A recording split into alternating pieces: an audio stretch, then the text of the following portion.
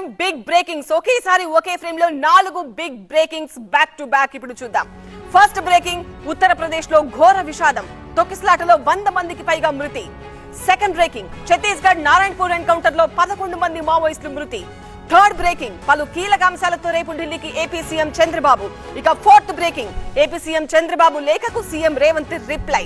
ఈ 4 బ్రేకింగ్స్ కి సంబంధించిన డీటెయిల్స్ ఇప్పుడు చూద్దాం. బ్రేకింగ్ నెంబర్ 1 డీటెయిల్స్ లోకి వెళ్తే, ఉత్తరప్రదేశ్ లో ఘోర విషాదం నెలకొంది. ఆధ్యాత్మిక కార్యక్రమంలో పవిత్ర జలం కోసం 4 లక్షల మంది హాజరయ్యారు. తొక్కిసలాట జరిగింది. 107 మంది దుర్మరణం పాలయ్యారు. 150 మందికి పైగా గాయాలయ్యాయి. తొక్కిసలాటలో ఎక్కువ మంది మహిళలు, అలాగే 4 నుంచి 12 ఏళ్లలోపు చిన్నారులే ఉన్నట్టుగా తెలుస్తోంది. సీఎం యోగి దిగ్భ్రాంతి వ్యక్తం చేశారు. అలాగే పీఎం మోదీ కూడా సంతాపం ప్రకటించారు.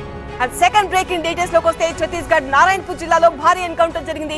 కుర్రేవాయిలో ఎదురు కాల్పులు జరిగాయి. 11 మంది మావోయిస్టులు మృతి చెందారు.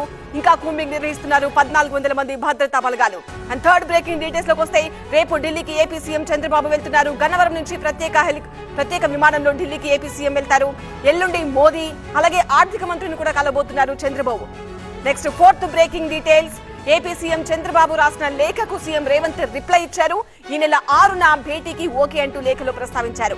విభజన అంశాలపై చర్చిద్దామని సీఎం రేవంత్, తెలంగాణ హక్కులకు భంగం కలగకుండా 2 రాష్ట్రాల మధ్య పెండింగ్ లో ఉన్న విభజన సమస్యల పరిష్కార మార్గాలపై ఇద్దరు సీఎంలు దృష్టి సారించినట్టు స్పష్టమవుతోంది. దీంతో ఈ నెల 6న జరిగే భేటీపై ఆసక్తి నెలకొంది.